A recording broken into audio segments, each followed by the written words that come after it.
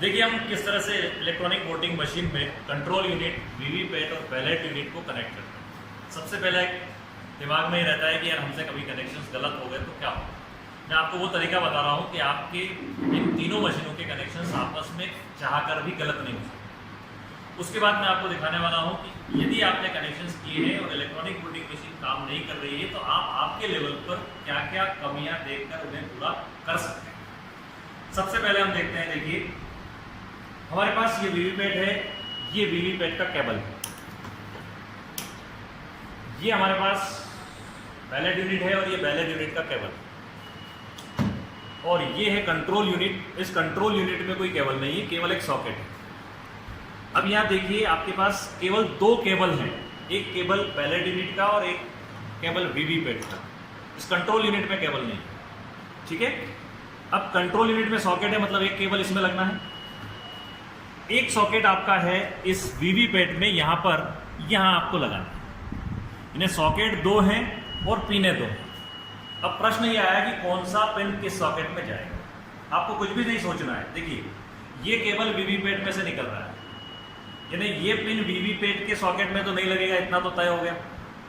जब ये तय है कि ये केबल इस सॉकेट में नहीं जाएगा तो इस केबल को कहाँ जाना है, बिल्कुल तय हो गया कि ये केबल आपकी किस में कनेक्ट हो जाएगी, इस कंट्रोल यूनिट में। सबसे पहले हम इसको कंट्रोल यूनिट में कनेक्ट कर दें। देखिए कनेक्ट करने का बिल्कुल सिंपल सा तरीका, जैसा मैंने अभी आपको बताया था। रेड को रेड से मिलाइए और ब्लैक को ब्लैक से मिलाकर ऊपर से हल्का सा प्रेस कर दीजिए। ये देखिए प्रेस किया, आवाज़ आई, ये केबल आपकी कनेक्ट। ये आपका कनेक्शन हो गया इस कंट्रोल यूनिट का वीवीपैट के साथ। दूसरा केबल हमारे पास बचा है बैलेट यूनिट का। इस बैलेट यूनिट को लगाने के लिए अब सॉकेट हमारे पास एक ही बचता है और वो है आपका वीवीपैट में। तो देखिए हम वीवीपैट में इसको कनेक्ट कर देंगे इस तरह से, रेड पोर्शन रेड की तरफ, ब्लैक ब्लैक की तरफ, और इसको प्रेस कर दें। ये आपका कनेक्शन प्रॉपर हो गया। अब ये किसी भी तरह से कनेक्शन में कोई मिस्टेक नहीं। तो यहाँ आप एश्योर हो जाइए कि आपसे इलेक्ट्रॉनिक वोटिंग मशीन के कनेक्शन उल्टे हो गए। अब बात आती है कि इलेक्ट्रॉनिक वोटिंग मशीन के कनेक्शन कर दिए, अब भी ये नहीं चल रही है, तो क्या कारण से? केवल उसके तीन कारण हैं। सबसे पहला रीजन तो ये है कि जब आपने यहां पर इस वीवीपैट की केबल को लगाया तो आप यहां इंश्योर कर लें कि इस पिन के ऊपर एक स्लाइडिंग स्विच है। ये स्लाइडिंग स्विच एक पर ही मिलेगा आपको और ये एक पर ही होना चाहिए। अगर ये नहीं है, दो पर चला गया है इसको लगाते वक्त, तो आप इसको एक पर कर लीजिए, नंबर वन। दूसरा है आपका कि आप जब इसको कनेक्ट कर रहे हैं तो पावर ऑन करने के पहले आप इस वीवीपैट का ये नॉब जो है ट्रांसपोर्टेशन मोड में आड़ा है, इसको आप वर्किंग मोड में कर दीजिए। अगर ये ट्रांसपोर्टेशन मोड में होगा तो भी नहीं चलेगा।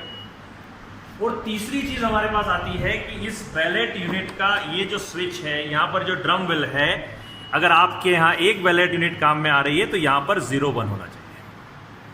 अगर ये तीनों बराबर हैं तो फिर कोई चांस नहीं है कि आपकी इलेक्ट्रॉनिक वोटिंग मशीन नहीं चले। लेकिन फिर भी यदि आपको लग रहा है कि ऑन करने के बाद मशीन नहीं चल रही है तो क्या हो सकता है, हम देखें। क्या हुआ, हमने कनेक्ट किया, जल्दबाजी में हमने कंट्रोल यूनिट को ऑन कर दिया और इसका ट्रांसपोर्टेशन मोड को वर्किंग मोड में लाना भूल गए।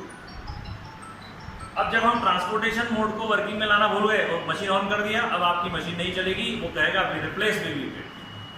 तो ऐसी स्थिति में आपको क्या करना है, आप तुरंत इसको वर्किंग मोड में लेकर नहीं आएंगे। आपको करना है सबसे पहले इस कंट्रोल यूनिट का स्विच ऑफ, उसके बाद आप इसको वर्किंग मोड में लेकर आइए और फिर कंट्रोल यूनिट का स्विच ऑन करिए।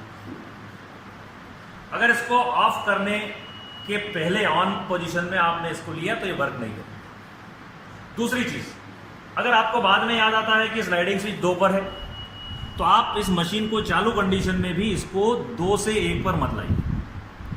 आप पहले कंट्रोल यूनिट को बंद करिए, कंट्रोल यूनिट को बंद करके स्लाइडिंग स्विच को 2 से 1 पर ले आइए, आपकी मशीन ऑन हो। इसके अलावा और कोई कारण नहीं है कि आपकी ईवीएम वहां पर चालू नहीं है।